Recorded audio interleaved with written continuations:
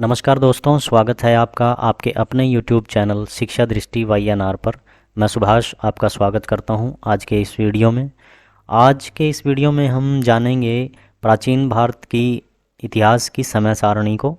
और किसी भी विषय की समय सारणी को पढ़ना हमारे लिए इसलिए ज़रूरी है ताकि पूरे विषय की एक समझ हम में बने और जितने भी अध्याय उसमें हैं वो हमारे लिए रुचिकर हो जाएं और उनको पढ़ना हमारे लिए आसान हो जाए। तो ये समय सारणी इसलिए बनाई है ताकि आप प्राचीन भारत के इतिहास को अच्छे से समझ पाएँ और उसमें जितने भी अध्याय हैं जो NCERT पर आधारित हैं वो कौन कौन से जो है वो अध्याय हैं और उनका जो समय है वो क्या रहा है, कौन कौन से राजवंश आए या कौन सी सभ्यताएं का जिक्र उसमें किया गया है। चलिए शुरुआत करते हैं। प्रागैतिहासिक काल जो है वो सबसे प्राचीन जो समय रहा है वो उसको प्रागैतिहासिक काल कहते हैं। जैसा कि इतिहासकारों के द्वारा मैंने पहले भी बताया है कि पूरे इतिहास को एक भाग में समझना बड़ा मुश्किल था और इसलिए इतिहासकारों के द्वारा पूरे इतिहास को कई भागों में विभाजित कर दिया गया ताकि पूरे इतिहास को समझने में आसानी हो जाए। तो पहला जो भाग है इसका वो है प्रागैतिहासिक काल। और प्रागैतिहासिक काल में जो अध्याय हम पढ़ते हैं वो है पुरापाषाण काल, मध्यपाषाण काल और नवपाषाण काल को जो हम आगे पढ़ेंगे। आध्यात्मिक काल में जो अध्याय हैं वो है सिंधु सभ्यता और वैदिक सभ्यता। इसके साथ साथ एक अध्याय और है जो नवपाषाण काल के बाद का समय जो है ताम्रपाषाण काल का माना जाता है, तो वो भी आध्यात्मिक काल में ही इंक्लूड होता है। इसके बाद आ जाता है ऐतिहासिक काल। ऐतिहासिक काल में हम रखते हैं प्राचीन भारत का इतिहास, मध्यकालीन भारत का इतिहास और आधुनिक इतिहास, आधुनिक भारत का इतिहास। तो इसमें प्राचीन भारत के इतिहास की समय सारणी को आज हम जानेंगे। तो प्राचीन भारत में कौन कौन से अध्याय हैं जिनको हम पढ़ते हैं, उसमें सबसे पहले आ जाता है महाजनपद काल और बौद्ध धर्म, जैन धर्म। ये 4वीं से 6वीं शताब्दी ईसा पूर्व का समय है। जब महाजनपद काल का समय चल रहा था उसी समय में ही बौद्ध धर्म और जैन धर्म का भी उत्कर्ष हुआ। और महाजनपद काल के दौरान ही मौर्य साम्राज्य का भी उदय होता है। तो इसका अपना एक महत्व है इतिहास में, जिसमें हम अशोक को पढ़ेंगे। और इसके बाद हिंद यूनानियों के समय में कौन सी शैलियाँ का उत्कर्ष हुआ, जैसे गांधार शैली या मथुरा शैली। उसके बाद गुप्त काल और उसके बाद फिर हम पढ़ेंगे वर्धन वंश। वर्धन वंश के दौरान जो है उस कौन कौन से राज्य उभर रहे थे और वर्धन वंश में हर्षवर्धन के साथ जो संघर्ष हुआ, किन राज्यों का संघर्ष रहा है। या फिर इसके बाद हम पढ़ते हैं संगम काल, तमिल साहित्य का संग्रह उस समय में किया गया था, उसको हम जानेंगे। और गुप्त और वर्धन वंश के बाद उभरे कुछ राज्य थे उनको हम समझने का प्रयास करेंगे। तो ये एक समय सारणी है, यहाँ पे मैं पूरा जिक्र उसका नहीं करूँगा किसी भी अध्याय का। तो यहाँ हम समझने का प्रयास करेंगे कि कौन कौन से जो अध्याय हैं वो प्राचीन भारत के इतिहास में हम पढ़ते हैं, ताकि आपके लिए ये रुचिकर हो जाए प्राचीन भारत को पढ़ना। तो प्राचीन भारत के इतिहास में हम सबसे पहले पढ़ेंगे पुरापाषाण काल या पाषाण काल को। उसमें क्या चीज़ें हैं जो हमें पढ़नी बड़ी ज़रूरी होती हैं, हमारे लिए जानना क्या ज़रूरी है। तो उस समय में जब मनुष्य एक वानर के रूप में जीवन व्यतीत करता था, तो उस समय में धीरे धीरे किस तरह से उसकी बुद्धि का विकास हुआ और किस तरह से उसने पत्थरों के उपकरण बनाने शुरू किए। तो और उस समय में क्या क्या उस समय की खोजें हुई हैं, किन जीव वैज्ञानिकों के द्वारा जो है वो खोज की गई और किस तरह के जीवाश्म प्राप्त किए गए उनके द्वारा, क्या प्रमुख साक्ष्य जो है वो मिलते हैं उस समय के, प्रमुख केंद्र या स्थान कौन से रहे हैं जहाँ से जीवाश्म प्राप्त किए गए। और या फिर मानव के द्वारा जो आविष्कार किए गए उस समय में, ऐसे कोई बड़ा आविष्कार तो उसके द्वारा नहीं किया गया क्योंकि वो सिर्फ उस समय में शिकार ही करता था या जो भी खाद्य पदार्थ थे उसका संग्रह करता था। तो उसके द्वारा जो आविष्कार था वो एक तरह का बस पत्थर के औजार बनाने का ही आविष्कार उस समय में उसने किया है। तो प्रागैतिहासिक काल में जो भी कुछ अध्याय हम पढ़ते हैं उसमें पुरापाषाण काल, जिसका समय है 25 लाख ईसा पूर्व से 10,000 ईसा पूर्व। इसके बाद आ जाता है मध्यपाषाण काल, और मध्यपाषाण काल का जो समय है वो 10,000 ईसा पूर्व से 7,000 ईसा पूर्व तक का माना जाता है। नवपाषाण काल को पढ़ते हैं हम इसके बाद, जिसका समय माना जाता है 7000 ईसा पूर्व से 3500 ईसा पूर्व तक का।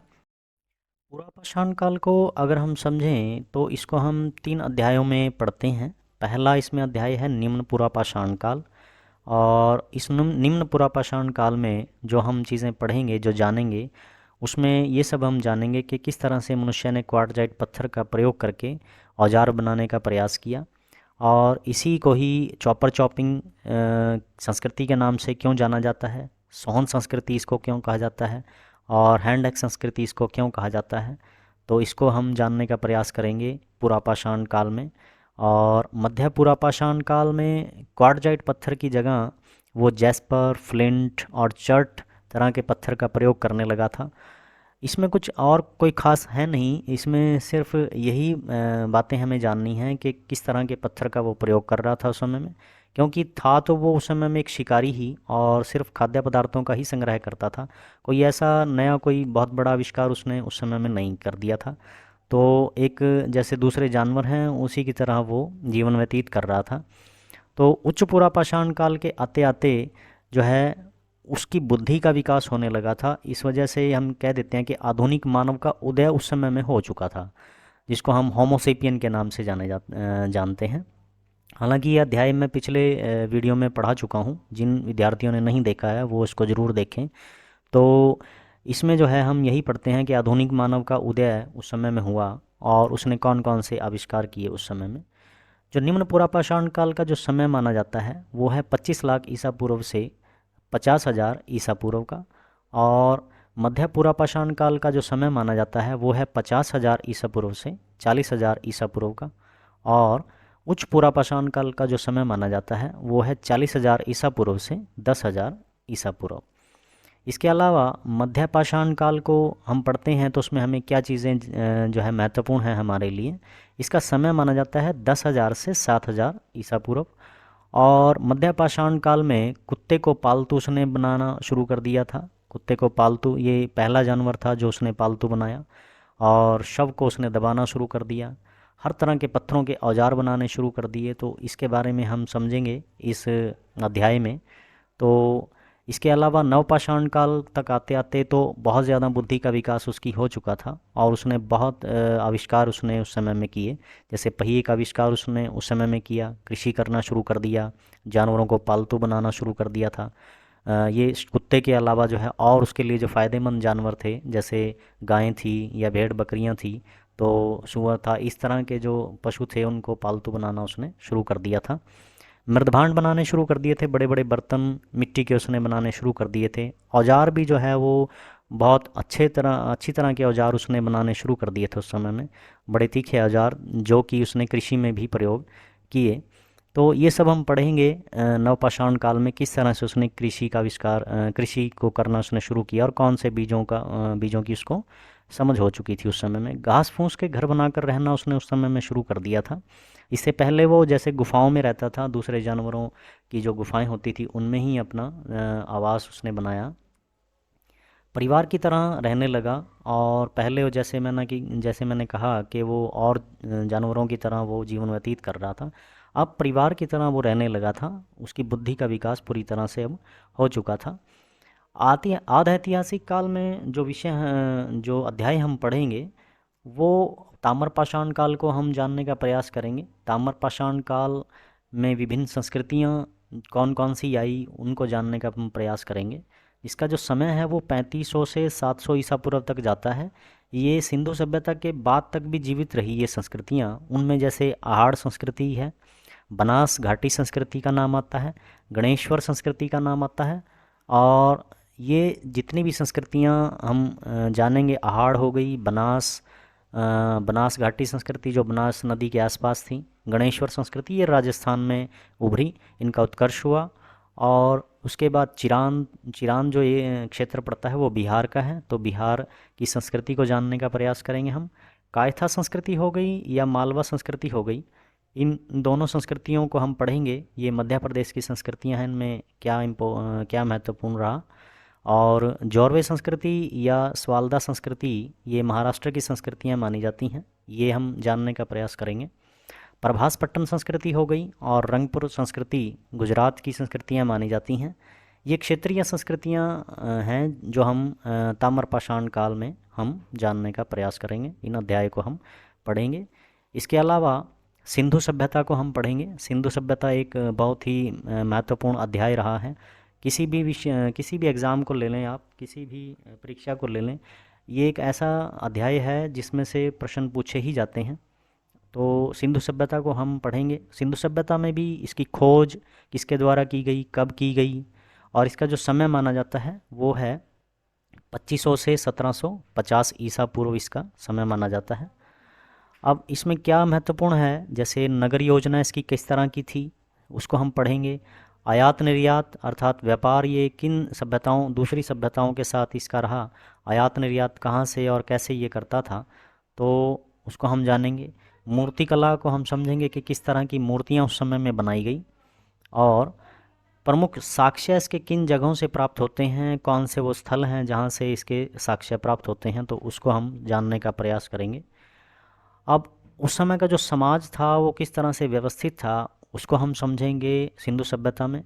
अर्थव्यवस्था उस समय की किस तरह की थी, किस तरह आय के उसके साधन उन्होंने बना रखे थे, तो उसको हम जानेंगे।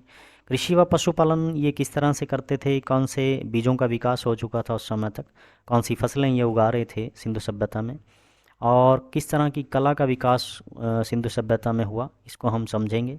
राजनीतिक स्तर किस तरह का था सिंधु सभ्यता का, उसको हम समझेंगे।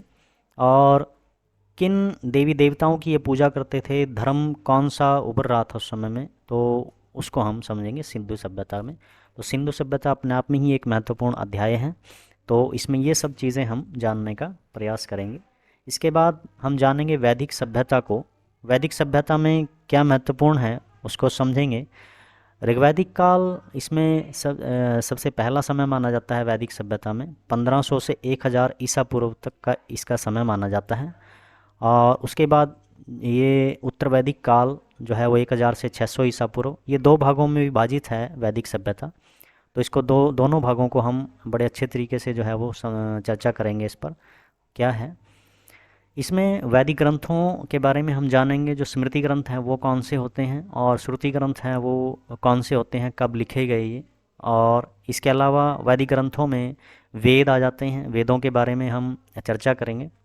और वेद के बाद जो है वेदांग लिखे गए, वेदांगों के बारे में हम समझेंगे क्या थे, पुराण कितने हैं और मुख्य पुराण कितने हैं, और वो किस लिए महत्वपूर्ण है। आरण्य ग्रंथ कहाँ पे और कैसे लिखे गए, इनके बारे में समझेंगे। ब्राह्मण ग्रंथ क्या थे, जैसे वेदों के ब्राह्मण ग्रंथ कौन से थे उनके बारे में जानेंगे। इनके बाद जो है, इन सब के बाद उपनिषदों का समय आता है। उपनिषद को हम जानेंगे कि किस तरह के ग्रंथ होते हैं उपनिषद। और वैदिक सभ्यता में जो सामाजिक व्यवस्था थी वो किस तरह की थी, जैसे हम सुनते हैं वर्ण व्यवस्था को, तो वर्ण व्यवस्था किस तरह जो है उसका जन्म हुआ, किस तरह की व्यवस्था थी। आश्रम व्यवस्था क्या थी, तो जैसे गृहस्थ आश्रम वानप्रस्थ आश्रम के बारे में आपने सुना होगा, इसको हम जानने का प्रयास करेंगे ये क्या था। 16 संस्कार जो आज भी जो चले आ रहे हैं हमारे हिंदू समाज में, ये क्या थे, कहाँ से इनका जन्म हुआ, तो इसको जानने का प्रयास करेंगे। वैवाहिक व्यवस्था समाज में किस तरह की थी, किस तरह के विवाह जो है वो किए जाते थे लोगों के द्वारा, अलग अलग वर्गों के द्वारा, तो उसको जानने का प्रयास हम करेंगे। राजनीतिक व्यवस्था में दशराज्य युद्ध के बारे में हम सुनते हैं, वैदिक सभ्यता के दौरान जो हुआ 10 राजाओं के बीच में, तो उसको हम समझेंगे। धार्मिक व्यवस्था किस तरह की थी उस समय की। कृषि व पशुपालन जो है वो और ज़्यादा विकसित हो चुका था इस समय तक आते आते, और लोहे के औजार प्रयोग करने शुरू कर दिए थे।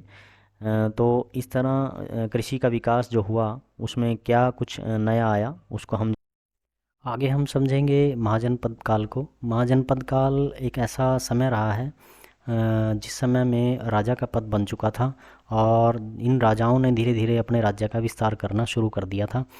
और ये जो राजा का पद आया, ये दरअसल वैदिक सभ्यता में जो हम पढ़ते हैं उस समय में समाज राजनीतिक रूप से कबीलों में बंटा हुआ था, और कबीले का एक प्रधान हुआ करता था।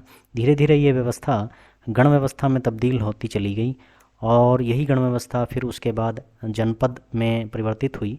और धीरे धीरे अच्छा, जनपद का भी एक प्रधान हुआ करता था, गण जो बने गण का भी एक गणपति एक प्रधान हुआ करता था। तो ऐसे यही व्यवस्था जो है धीरे धीरे काफ़ी सारे सालों के प्रक्रिया के बाद जो है ये जब महाजनपद जब तक आए, तब एक राजा का पद उस समय में बन गया और ये जनपद जो थे वो महाजनपद में परिवर्तित हो गए। जो महाजनपद का एक प्रधान हम कह सकते हैं कि वो राजा हुआ और इसने अपनी सेना रखनी शुरू कर दी। तो सेना रखने की बात आती है तो फिर इसने युद्ध भी किए होंगे, तो राज्य का विस्तार करना शुरू कर दिया। मतलब तानाशाही भी उस समय में आती चली गई धीरे धीरे, ये राजा जो है तानाशाह होते चले गए।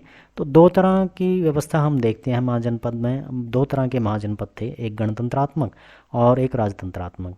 तो राजतंत्रात्मक जो थे जहाँ पे राजा तानाशाह थे, और गणतंत्रात्मक में अभी भी प्रजा की बात सुनती थी और जो राजा का चुनाव था वो जनता ही करती थी।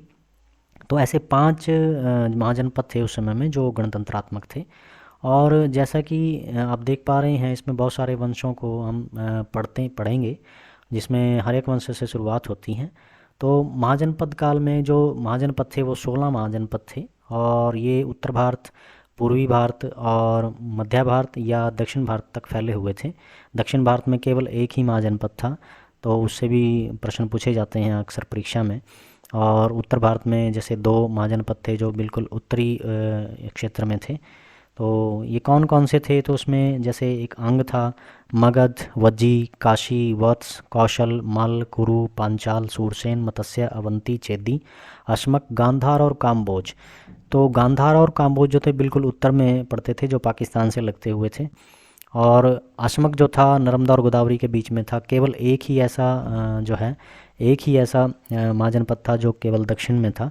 इसके अलावा जो ये कहानी थी पूरी महाजनपद की वो मगध के इर्द गिर्द घूमती है, और जो मगध था ये पूर्वी एक राज्य हुआ करता था बिहार के आसपास। तो यहीं पे ही ये सारे वंश जो है उभरे, और इनमें से बहुत सारे वंश तो ऐसे थे जिन्होंने अपना जो विस्तार किया राज्य का वो पूरे भारत में भी किया। जैसे मौर्य वंश था, नंद वंश की एक सेना जो थी वो बहुत बड़ी सेना मानी जाती है। तो इसमें बहुत सारे जो है वो प्रश्न छिपे हुए हैं, ये एक बहुत बड़ा एक अध्याय हम कह सकते हैं महाजनपद का। तो इसमें हम क्या क्या पढ़ेंगे, हर्यक वंश।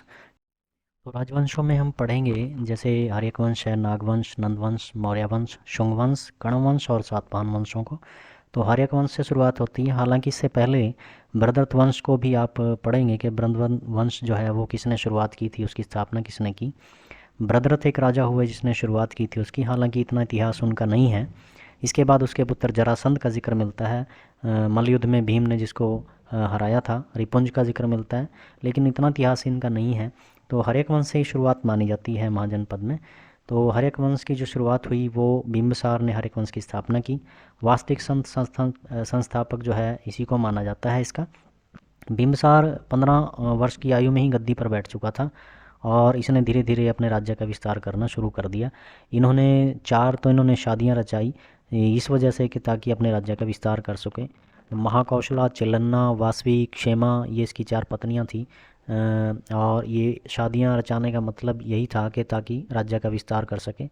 और इसके बाद जो है इनके बेटे हुए अजातशत्रु अशोक प्रचंड के नाम से भी इनको जाना जाता है इतिहास में। और इन्होंने जो है ये जैन धर्म के अनुयायी रहे हैं।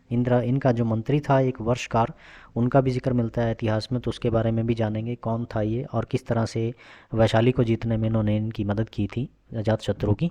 इसके बाद जो है उदयन के बेटे हुए। इस वंश को पितृहंता वंश माना जाता है। क्योंकि बेटों ने ही अपने पिता की हत्या करते रहे और अपने राज्य को हथियाते रहे उनसे। तो इस तरह से जो है ये 3 जो इसमें महत्वपूर्ण शासक आपको पढ़ने को मिलेंगे। और इसके बाद जो है उदयन था, उदयन की हत्या जो है वो शिशुनाग ने की और नागवंश स्थापित किया। ये शिशुनाग जो था उस समय में मांडलिक हुआ करता था, एक मंडल का जो प्रधान होता था। बनारस एक मंडल था, उसका एक मंडलिक हुआ करता था ये। और ये प्रशासन में ही एक मंडलिक हम कह सकते हैं था। तो एक पद दिया हुआ था इसको, और इसने अपने राजा की हत्या कर दी और नागवंश की स्थापना इन्होंने की। उसके बाद जो है नंदवंश का जिक्र मिलता है। नंदवंश में महापद्मानंद का हम पढ़ेंगे। महापद्मानंद जो है उस समय का सबसे बड़ा राजा माना जाता है। सबसे बड़ी सेना इन्होंने रखी हुई थी, और इसी वजह से महाबोधि वंश में इसको उग्रसेन कहा गया है, भयानक सेना का स्वामी जिसको कहते हैं। तो गैर क्षत्रिय शासकों में ये प्रथम था ऐसा माना जाता है। तो इसके कहते हैं 8 पुत्रों ने शासन किया इसके बाद, जिनमें महत्वपूर्ण शासक है घनानंद। घनानंद की जो एक संघर्ष रहा है वो चाणक्य के साथ रहा, और चाणक्य के साथ संघर्ष होने के कारण ही कहते हैं ये जो है वो ख़त्म हुआ, क्योंकि चाणक्य ने जो है एक राजा को तैयार किया जिसका नाम था चंद्रगुप्त। आगे चंद्रगुप्त ने ही मौर्य वंश को स्थापित किया, और इसमें महान शासक आते हैं मौर्य वंश में चंद्रगुप्त मौर्य और अशोक। तो घनानंद जो था, घनानंद के समय में ही मकदोनियाई आक्रमण का भी जिक्र मिलता है। सिकंदर का जो अटैक हुआ उस समय में हुआ 326 ईसा पूर्व, नंद वंश के दौरान ही विजय अभियान शुरू हुआ सिकंदर का उस समय में, तो उसको भी हम समझेंगे। मौर्य वंश की बात करें तो इसमें अशोक का जो एक पूरा एक अध्याय है इसमें, जो अशोक को हम पढ़ेंगे कि किस तरह से अशोक ने अपने राज्य का विस्तार किया। कलिंग युद्ध का जिक्र मिलता है उसके समय में, कि कलिंग युद्ध के बाद जो है किस तरह से अशोक का मन परिवर्तित हुआ, और उस समय में उन्होंने जो एक शुरुआत की, जो बौद्ध धर्म अपनाया उन्होंने उस समय में, और बौद्ध धर्म के प्रचार प्रसार के लिए जो उन्होंने शिलालेख, स्तंभ लेख और गुहा लेख की शुरुआत की उस समय में, इससे पहले ऐसा किसी भी राजा ने नहीं किया था। और उस समय में उन्होंने इस तरह अहिंसा का रास्ता अपनाया कि पूरी प्रजा को भी अहिंसात्मक बनाना उन्होंने शुरू कर दिया था, और दूर दूर तक, यहाँ तक कि अफ़गानिस्तान से लेकर के सुदूर श्रीलंका तक उन्होंने बौद्ध धर्म का प्रचार किया। तो इसके बारे में समझेंगे कि किस तरह से उन्होंने बौद्ध धर्म का प्रचार प्रसार किया, और उसके लिए उन्होंने क्या क्या किया, कहाँ कहाँ पे उन्होंने शिलालेख जो है वो बनवाए और स्तंभ लेख बनवाए, और किस तरह की भाषा का प्रयोग किया। तो सभी को समझेंगे कितने प्रकार के वो शिलालेख थे, उन सबको जानने का हम प्रयास करेंगे। गुहा लेख कहाँ उन्होंने बनवाए हैं। इसके अलावा जैसे जैसे बौद्ध धर्म का प्रचार प्रसार बढ़ता रहा, तो उससे खतरा पैदा हो गया हिंदू धर्म को। और जैसा कि अशोक के बाद 9 राजाओं का जिक्र मिलता है, और उनमें अंतिम जो राजा हुए वृद्धरथ, वृद्धरथ के एक महामंत्री हुआ करते थे पुष्यमित्र शुंग। तो पुष्यमित्र शुंग ने कहते हैं वृद्धरथ की हत्या करके अपना एक वंश स्थापित किया, राजवंश, जिसका नाम था शुंग वंश। और उनका यही मकसद रहा कि किसी तरह से हिंदू धर्म को पुनः स्थापित किया जाए, और ऐसा उन्होंने किया भी। उन्होंने क्या किया, धीरे धीरे जहाँ जहाँ पे प्रचार प्रसार किया गया था बौद्ध धर्म का, तो वहाँ पे जो स्तंभ स्थापित किए गए थे उन स्तंभों को तुड़वा करके उन्होंने मंदिरों में परिवर्तित करना शुरू कर दिया था। इस तरह से शुंग वंश के दौरान जो है एक पुनः स्थापना हुई हिंदू धर्म की, और बहुत सारे मंदिर उस समय में बनाए गए। शुंग वंश के दौरान ही भरहुत स्तूप का जिक्र मिलता है, उसके बारे में हम पढ़ेंगे। और इनके जो उत्तराधिकारी हैं अग्निमित्र, मालवी का अग्निमित्र, जो कि कालिदास द्वारा रचित है, उसकी रचना किस कैसे की गई, क्यों की गई, उसके बारे में समझेंगे। और उसके बाद जो है अंतिम शासक हुए इसमें देवभूति, जिसने 82 से 73 ईसा पूर्व शासन किया। और उसके बाद हम पढ़ेंगे कण्व वंश को।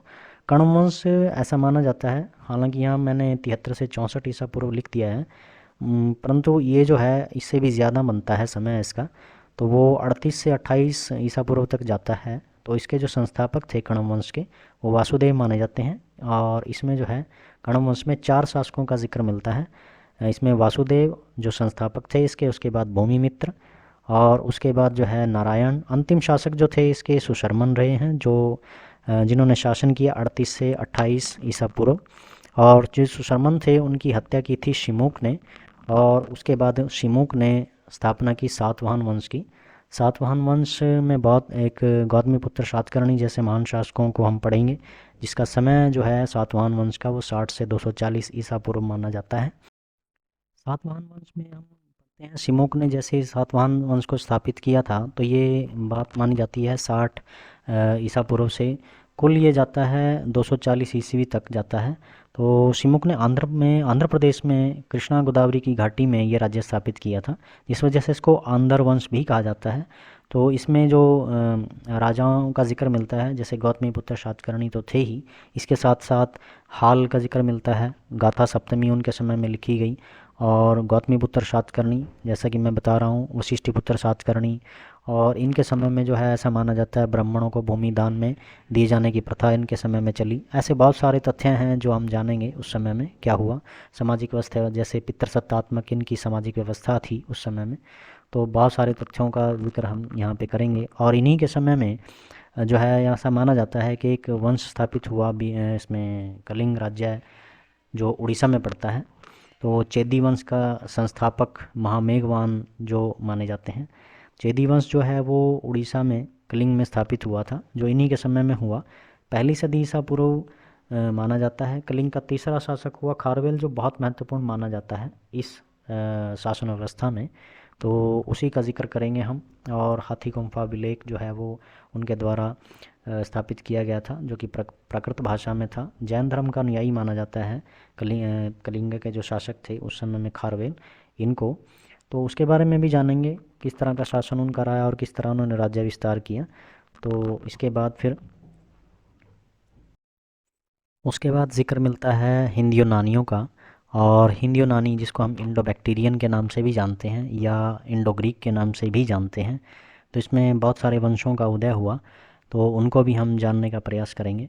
जैसे डिमेट्रियस वंश है, यूक्रेटाइड्स वंश है, शक, पार्थियन और कुषाण को हम समझेंगे, ये किस तरह के वंश थे। गांधार शैली, मथुरा शैली को हम समझेंगे। तो हिंद यूनानियों की अगर बात करें तो इसमें जैसे मैंने पीछे आपको बताया कि सिकंदर का आक्रमण हुआ नंद वंश के दौरान, तो सिकंदर के जाने के बाद सिकंदर ने जो अपने राज्यपाल पश्चिमी क्षेत्र में, भारत के पश्चिमी क्षेत्र में उनका राज्य स्थापित किया। जैसे सेल्यूकस था, सेल्यूकस निकेटर। तो सेल्यूकस निकेटर का जिक्र चंद्रगुप्त के साथ भी मिलता है, जो युद्ध हुए उनके साथ।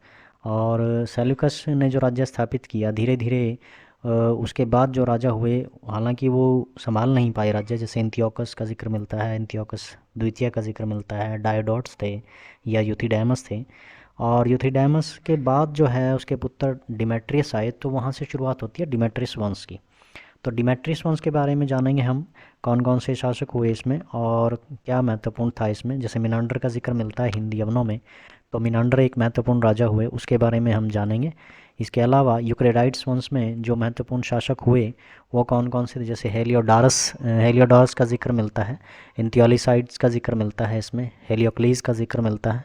तो इनके बारे में भी हम समझेंगे। और हेलियोडोरस का जिक्र हम करेंगे उसमें। जैसे बेसनगर का गरुड़ ध्वज, एक स्तंभ लेख जो था वो उनके द्वारा बनाया गया था, वो अक्सर पूछा जाता है परीक्षा में, तो उसके बारे में भी समझेंगे। और हिंद यूनानियों के संपर्क से पहले जो आहत मुद्राएं थी वो किस तरह की मुद्राएं चलन में थी, और इनके बाद जो इन्होंने सोने के सिक्के चलाए वो उसके बारे में हम जानेंगे। और इनके समय में बहुत सारे ऐसे तथ्य हैं जो बड़े महत्वपूर्ण हैं, जो परीक्षा में अक्सर पूछे जाते हैं इस अध्याय से। जैसे कैलेंडर की शुरुआत किसने की थी, 7 दिनों का विभाजन जो हुआ ये किसने किया, नक्षत्रों को देखकर भविष्य बताने की कला थी, और मिनांडर के प्रश्न और नागसेन के उत्तर किस साहित्य में जो है वो संग्रहित हैं। इस तरह के बहुत प्रश्न हैं। जैसे नाट्य कला में पर्दा प्रथा का जो प्रचलन है वो किसने चलाया, हेलेनिस्टिक आर्ट का जिक्र हम पढ़ेंगे, तो इनके समय की ही बात है।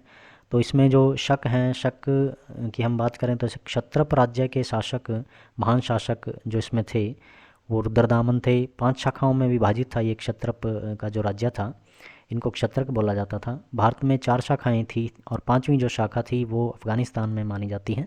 तक्षशिला में मथुरा, नासिक, उज्जैनी, और ये 2 भागों में विभाजित थी शाखाएं, उत्तरी क्षत्रप और पश्चिमी क्षत्रप। तो इसके बारे में समझेंगे और किस तरह से इन्होंने राज्य का विस्तार किया उसको भी हम चर्चा करेंगे। पार्थियन को हम समझेंगे 247 ईसा पूर्व से 224 ईसा पूर्व तक इनका शासन माना जाता है। शासक जो इसमें रहे महत्वपूर्ण वो मोसेस हैं, एशेस प्रथम, एशेस द्वितीय, और गोंदोफर्नीस जो महत्वपूर्ण शासक इसमें हम पढ़ेंगे। और कुषाणों में जो है सबसे महत्वपूर्ण तो हम कनिष्क को मानते हैं। कनिष्क के समय में जो रेशम मार्ग का जिक्र मिलता है और इनके राज्य विस्तार का जिक्र मिलता है, तो उसको हम जानेंगे। इसके अलावा कुजल कटफिशस भी थे, भीम कटफिशस भी थे इनसे पहले, उनको भी हम समझने का प्रयास करेंगे। जैसा कि मैंने कुछ तथ्य तो आपको बता ही दिए। इसके अलावा गांधार शैली और मथुरा शैली ये भी जो है इनके समय में उभरी, और किस तरह का इनका प्रशासन रहा है ऑल ओवर, तो उसको हम जानेंगे। हिंद यूनानियों को हम समझेंगे प्राचीन भारत के इतिहास में। तो आगे हम पढ़ेंगे गुप्त शासकों को, और गुप्त शासकों का जो प्रशासन शासन व्यवस्था रही है उसको हम जानने का प्रयास करेंगे। गुप्त शासन व शासक जो है इनका समय माना जाता है 319 ईस्वी से 510 ईस्वी तक इनका समय माना जाता है। इसके जो संस्थापक रहे हैं गुप्त प्रशासन के या शासन व्यवस्था के, वो श्रीगुप्त थे। और इसके बाद जो है घटोत्कच का जिक्र मिलता है, और इसके बाद चंद्रगुप्त प्रथम का जिक्र मिलता है। चंद्रगुप्त प्रथम को ही जो है वास्तविक संस्थापक माना जाता है गुप्त शासन का। और भारत का नेपोलियन की संज्ञा दी जाती है समुद्रगुप्त को। वो क्यों दी जाती है, तो ये एक महान शासक माने जाते हैं समुद्रगुप्त चंद्रगुप्त के बाद, जिन्होंने अपने राज्य का विस्तार जो है बहुत ही युद्ध लड़ने के बाद जो है अपने राज्य का विस्तार इन्होंने किया, और अपने चारों तरफ जो है इन्होंने अपने जो है वो युद्ध लड़े और अपने राज्य का विस्तार किया। तो समुद्रगुप्त के बाद जिक्र मिलता है चंद्रगुप्त द्वितीय का, जिन्होंने विक्रमादित्य की उपाधि ग्रहण की थी, और ये एक ऐसे शासक माने जाते हैं जिनका समय जो है वो भारत के इतिहास में एक स्वर्णिम युग माना जाता है, इनका जो समय रहा है। कुमारगुप्त जो है वो जाने जाते हैं बौद्धिक शिक्षा को बढ़ावा उस समय में दिया इन्होंने, और इनके समय में जो है कुछ यूनिवर्सिटी का भी निर्माण हुआ जो बौद्धिक शिक्षा के केंद्र में तब्दील हुई या परिवर्तित हुई। स्कंदगुप्त की बात करें तो स्कंदगुप्त के समय में हुणों का आक्रमण, उसको समझने का प्रयास करेंगे हम। तो पूरा जो गुप्त शासन है ये बहुत महत्वपूर्ण है, और ये भी बहुत ही लंबा अध्याय है जिसमें हम बहुत सारी चीज़ों को जानेंगे, बहुत सारे स्तंभ लेखों का भी जिक्र मिलेगा, बहुत सारी घटनाएं हैं, और इनके शासन प्रशासन को भी समझने का प्रयास करेंगे हम। उसके बाद हम जानेंगे वर्धन वंश को, या पुष्यभूति वंश भी इसको कहा जाता है। तो पुष्यभूति के द्वारा इसकी स्थापना की गई थी, और बाद में इसमें जो महान शासक हुआ वो हर्षवर्धन हुआ। हर्षवर्धन के पिताजी का नाम था प्रभाकर वर्धन, और उसके बाद इनके बड़े भाई जो थे उन्होंने शासन को संभाला, राज्यवर्धन ने। उसके बाद हर्षवर्धन ने बहुत ही कम उम्र में अपने भाई के गुजर जाने के बाद राज्य को संभाला, और किस तरह से अपने राज्य का विस्तार किया उसको भी हम समझेंगे। तो प्रभाकर वर्धन के जाने के बाद जो है यहाँ पे बहुत ज़्यादा संघर्ष हो गया था इनके शासन प्रशासन में। तो उसमें उस दौरान जो है हर्षवर्धन ने किस तरह से पूरे राज्य को संभाला, ये एक बहुत एक लंबी कहानी है, उसको हम पूरी कहानी को जानने का प्रयास करेंगे। इसके जो विरोधी थे उनके साथ इसका किस तरह से संघर्ष रहा, जैसे चालुक्य वंश था। चालुक्य वंश दक्षिण भारत में था, कल्याणी के चालुक्य, वेंगी के चालुक्य, वातापी के चालुक्य, और इनमें एक महान शासक हुए पुलकेशिन द्वितीय, उनके साथ हर्षवर्धन का संघर्ष रहा है। कहाँ पे ये युद्ध हुआ इनके बीच में, कौन इसमें जीता, तो इस सब का जो है हम जानने का प्रयास करेंगे, इसको पढ़ेंगे हम। तो ये सारा प्राचीन भारत का ही हिस्सा है। और इसके अलावा महान शासक जो हर्षवर्धन थे उनका जो राज्य था वो उत्तर भारत में फैला हुआ था। इसकी जो राजधानी थी वो स्थानेश्वर थी, कन्नौज भी इसकी राजधानी थी। दो जगह पे इन्होंने अपने राज्य को स्थापित किया हुआ था। कन्नौज एक वो क्षेत्र था जहाँ पे इनकी बहन का विवाह हुआ था मौखरी शासन में, मौखरी शासन प्रशासन में। एक मौखरी शासक थे जो है वहाँ पे इनका विवाह हुआ था, और जिसकी हत्या जो है वो देवगुप्त और शशांक के द्वारा कर दी गई थी। तो उनके साथ भी इनका संघर्ष रहा है, देवगुप्त और शशांक के साथ। ये शशांक जो था वो गौड़ शासक था, बंगाल बिहार उड़ीसा का शासक माना जाता है। और पुलकेशिन द्वितीय के साथ तो इनका संघर्ष रहा ही है, और या फिर मालवा के जो शासक थे देवगुप्त, उनके साथ इनका संघर्ष रहा है। बाकी इनके प्रशासन को समझने का प्रयास हम करेंगे जब हम इसको पढ़ेंगे। उसमें कौन कौन से जो इसके मंत्री रहे हैं, कौन कौन से इसके राजकवि थे, कौन कौन से साहित्य इसके समय में लिखा गया उसको हम जानेंगे, और इसके समकालीन जो राज्य थे वो कौन कौन से थे। इसके बाद त्रिपक्षीय संघर्ष का भी जिक्र आता है, उसको भी हम समझेंगे। राष्ट्रकूट राज्य जो महाराष्ट्र में फैला हुआ था, पाल जो राज्य था वो बंगाल बिहार उड़ीसा में फैला हुआ था, 750 से 1120 तक जाता है। प्रतिहार जो है उत्तर भारत के राज्य है, 730 से 1018 ईस्वी का समय माना जाता है, ये उत्तर भारत में फैला हुआ था। और उत्तर भारत के राज्यों को ही हथियाने के लिए जो है ये त्रिपक्षीय संघर्ष हो रहा था। इसको पूरे संघर्ष को हम समझेंगे क्या था। और इसके अलावा संगम काल जो है वो 130 ईस्वी से 210 ईस्वी माना जाता है। चोल चेर पांड्यों का राज्य उस समय में था। ये जो संगम काल था ये किस तरह का जो है एक समय रहा है। संगम काल को हम मानते हैं कि ये तमिल कवियों के साहित्य का एक संग्रह था उस समय में। उस समय 3 सम्मेलनों का जिक्र हम करेंगे, उस समय में चर्चा होगी। तो ये तीन सम्मेलन कहाँ हुए, इन 3 सम्मेलनों में कौन कौन से साहित्य, कितने साहित्यों को संग्रहित किया गया उसको जानेंगे। और चेर चोल पांड्यों को भी हम उस समय में समझेंगे। तो ये पूरी कहानी को हम जानने का प्रयास करेंगे जब हम एक एक अध्याय को हम पढ़ना शुरू करेंगे। इसके बाद गुप्त काल के बाद उभरे कुछ राज्य थे, जैसे मैत्रक वंश था, वल्लभी गुजरात भट्टारक द्वारा स्थापित किया गया था। गौड़ वंश जिसके बारे में अभी हम चर्चा कर रहे थे, ये हर्ष के समय में उभरा था। बंगाल बिहार महत्वपूर्ण शासक शशांक हर्ष के समय में ये उभरा। और मौखरी वंश था जहाँ पे हर्षवर्धन की बहन की शादी हुई थी, और सामंत हरिवर्मा के द्वारा जो है कन्नौज को स्थापित किया गया था 510 ईस्वी में।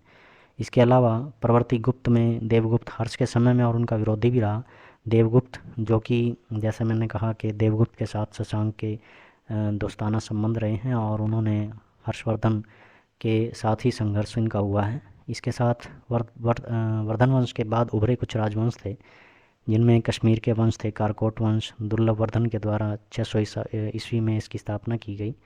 उत्पल वंश था, अवंती वर्मन के द्वारा स्थापित हुआ 855 से 885 ईस्वी में। और लोहार वंश था, संग्राम राज के द्वारा स्थापित किया गया 1003 से 1028 ईस्वी तक। चंदेल वंश था, बुंदेलखंड क्षेत्र मध्य प्रदेश में स्थापित हुआ था, ननूक द्वारा स्थापित किया गया था 831 से 845 ईस्वी। परमार वंश था, मालवा क्षेत्र में 800 से 1305 ईस्वी में स्थापित किया गया था। गुजरात का अनिलवाड़ या सोलंकी राज्य था, मूलराज प्रथम द्वारा स्थापित किया। इसके बाद अन्य राज्यों में जैसे चौहान वंश था, वासुदेव द्वारा स्थापित किया गया शाकुंभरी क्षेत्र में, अजमेर में ये स्थापित किया गया था, राजस्थान राज्य था। और धीरे धीरे आगे फिर ये मध्यकालीन में भी हम इनका जिक्र करेंगे।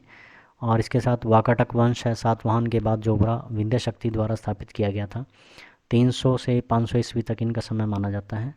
और काकतीय वंश है, हैदराबाद में स्थापित हुआ, रुद्र प्रथम द्वारा स्थापित किया गया था 1000 ईस्वी। और गंग वंश है, वज्रहस्त, पूरी राजधानी। सेन वंश जो था वो राढ़ क्षेत्र में सामंत सेन द्वारा स्थापित किया गया। और पल्लव वंश है, सिंहवर्मन द्वारा, राजधानी इसकी कांची थी। और होयसल वंश है, विट्टी देवी है जिसको विष्णुवर्धन भी कहा जाता है, द्वार समुद्र, मैसूर, 1111 ईस्वी में। और इसके अलावा चोल वंश है, विजयालय द्वारा तंजावुर क्षेत्र में ये स्थापित हुआ। गढ़वाल है, गढ़वाल वंश है, चंद्रदेव द्वारा स्थापित 1080 से 1100 ईस्वी। और देवगिरी के यादव हैं, 1187 ईस्वी, भिल्लम द्वारा हैदराबाद में स्थापित किया गया। इस तरह से ये कुछ राज्य हैं। हालांकि ये जो राज्य हम देख रहे हैं ये मध्यकालीन इतिहास में हम ज़्यादातर पढ़ने को मिलते हैं। इससे पहले का जो समय है वो संगम काल तक ही माना जाता है, या गुप्त काल के बाद उत्तर गुप्त काल जो आता है वहाँ तक ही हम पढ़ते हैं। इसके बाद जो है मध्यकालीन इतिहास में ही ये सारे वंशों को हम ज़्यादातर हमें पढ़ेंगे या चर्चा करेंगे हम। तो आज के लिए इतना ही, नेक्स्ट वीडियो में फिर मिलेंगे। Thank you. और अगर आपको लगता है कि मैं जो ये प्रयास कर रहा हूँ शिक्षा के क्षेत्र में, और आपको लगता है कि वाकई में ही मैं कहीं मेहनत कर रहा हूँ थोड़ी बहुत, और विद्यार्थियों को सही जो मटेरियल है वो देने की कोशिश कर रहा हूँ, तो प्लीज़ इसको सब्सक्राइब ज़रूर कर देना चैनल को, और शेयर करते रहना, दूसरे विद्यार्थियों तक भी ये पहुँच पाए और वो इसका लाभ ले सकें।